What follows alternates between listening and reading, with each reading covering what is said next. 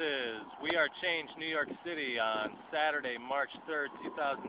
We have Prince Truth Chaser right here, coming from Philadelphia to help us out. I'm here. How's it going, Paul? It's going pretty good, brother. It's it's going good, and it's basically I'm here today for solidarity for Wearechange, New York City. And I honestly think that a lot of people out there in the world, they online and all, they hear Wearechange this, Wearechange that, and it's real. I mean, Wearechange is real, and I'm proof right here. We are here right now. This is real. This is reality. As far as change is concerned, I'm here, like I said, in solidarity to represent Wearechange, New York, and bring truth to the fact that the incidents that happened when the towers were blew was basically an inside job. You started Wearechange Philadelphia, that's right? I did start Wearechange Philadelphia. I started Wearechange Philadelphia right before the Occupy movement kicked in and came into effect. It was me and, I would say, top 5 other people. It kind of weathered off, but I'm in the process of starting things back up. Now, what do you personally think happened on 9/11/2001? Well, when I first seen everything, the towers blowing, I was full of anger because at the time I was like, wow, terrorists really, Muslims really blew everything up. And then when I really sat down and thought about it, and I educated myself, I said to myself, bullshit. That what had happened was it was an inside job. I think what happened was it's called what David always talks about, and I give the man props because it's what he said. But problem, reaction, solution.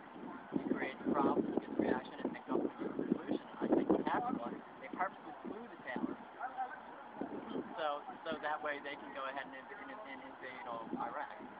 And I think what's happening now is, the United States government gives Israel, I think, what is it, $7 billion a day or something?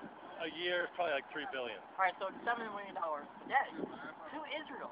Now, we have people living in buses, okay? We have people in the South.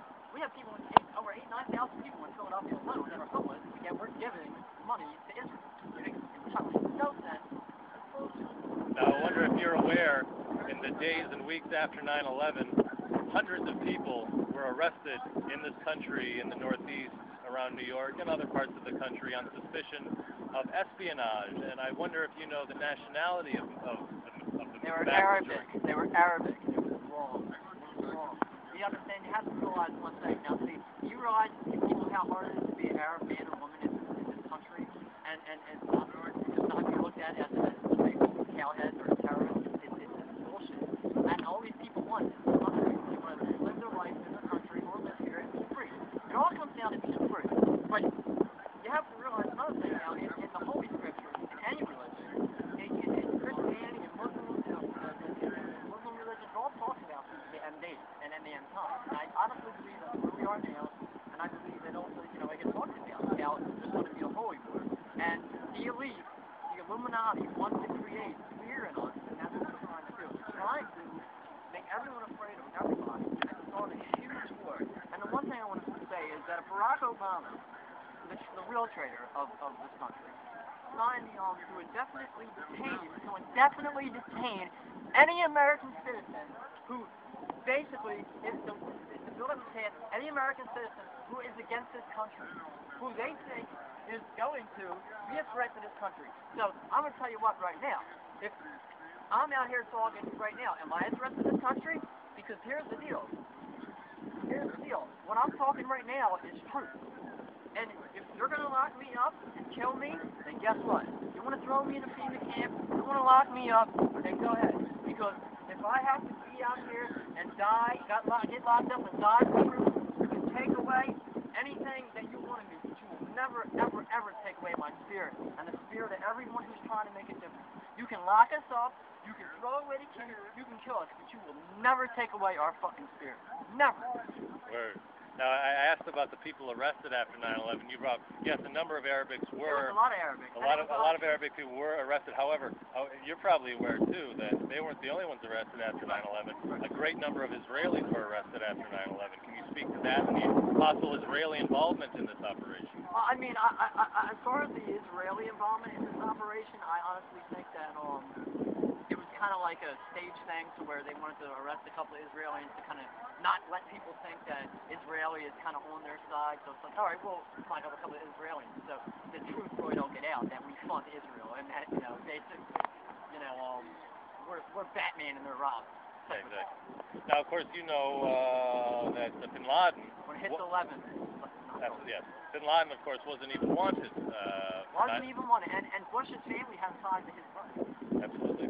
There's the Saudi Visa Express, in which it's been proven that a number of individuals were given visas to come into this country who were not qualified, but our State Department allowed it. Now, if that doesn't wake you up and make you want to go ahead and do some research, what does? You think we're all crazy out here? You think we're conspiracy theorists? You think that there are people? Wearechange, New York City. These are citizens of New York, basically saying, who have lost family members in what happened, that this is an inside job. They're saying. So whether you live in Kentucky or California, this is where I'm at. Look, there's the new tower right there. Take a peek. Try to see what's going on. And this is basically, we're in conspiracy theorists. I mean, how many lawsuits are going out there now? As far as investigations, and not only in America but in other countries.